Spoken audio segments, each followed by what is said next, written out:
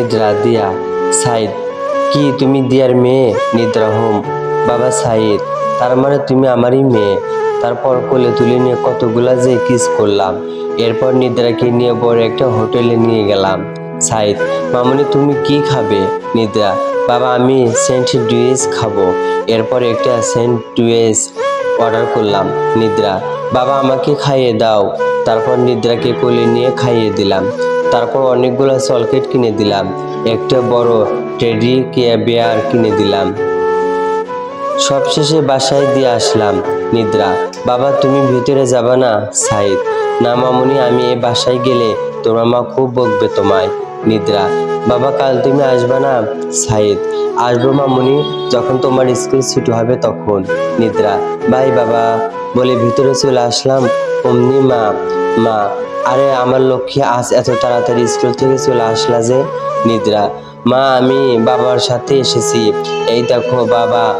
মা, বাবা আমাকে কতগুলা চকলেট আর বড় একটা টেডি বিয়ার কিনে দিয়েছে। দিয়া, তুই কি পাগল হয়েছিস? তোর বাবা কোথা থেকে আসবে শুনি?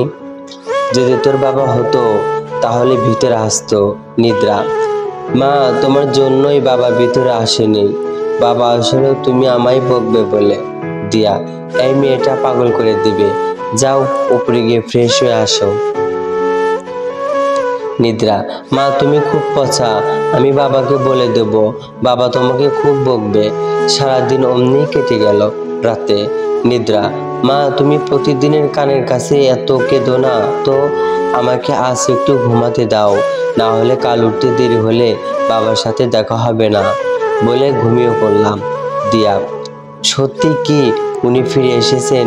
না কালকে আমাকে জানতেই হবে। সকালবেলা উঠে তাড়াতাড়ি স্কুলে চলে আসলাম। সামনে দেখি বাবা দাঁড়িয়ে আছে। দিয়া, আমিও নিদ্রার পিছু পিছু আসছি সত্যিটা জানতে। নিদ্রা, বাবা তুমি এসেছো, আমি জানতাম তুমি আসবে।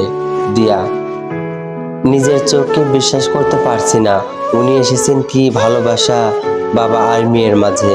নিদ্রা, বাবা আমি তোমার সঙ্গে যাব, মা শুধু আমায় বকে।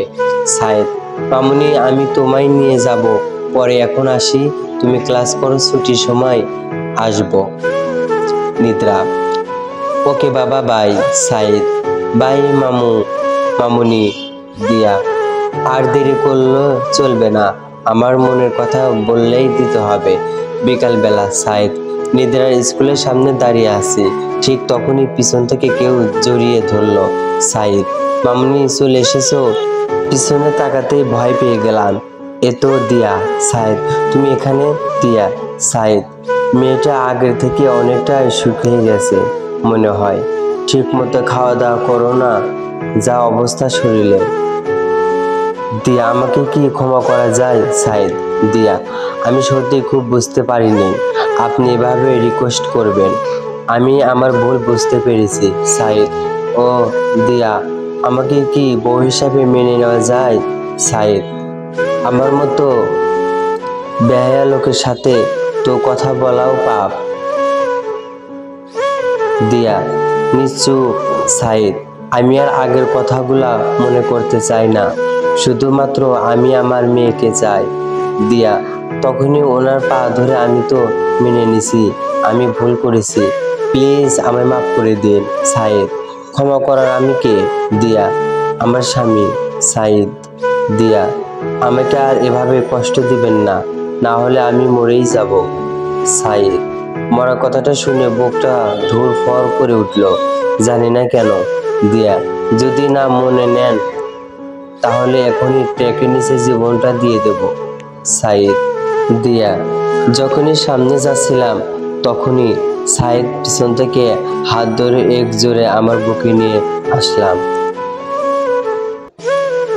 দিয়ার সাথে সাথে কান্না করে দিল। এটা খুশির কান্না। যাই হোক, নিদ্রাকে নিয়ে বাসায় এসে রাতে। নিদ্রা, বাবা শোনো না, আমার একটা ভাই চাই, আমি ওর নাম ডঙ্কর রাখবো। সাইদ, ওকে মা। সবশেষে ঘুমানোর সময়। সাইদ, তাহলে সময় হয়ে গেল ডঙ্করকে আনার। দিয়া, ডঙ্করটা আবার কে? সাইদ। বেশি কথা না বলেই ভালো। তারপর দিয়ার ঠোঁটের সাথে ঠোঁট এক করে দিলাম। এভাবেই যেন ওরা ভালো থাকে। এখান থেকে শেষ আনরোমান্টিক বউ।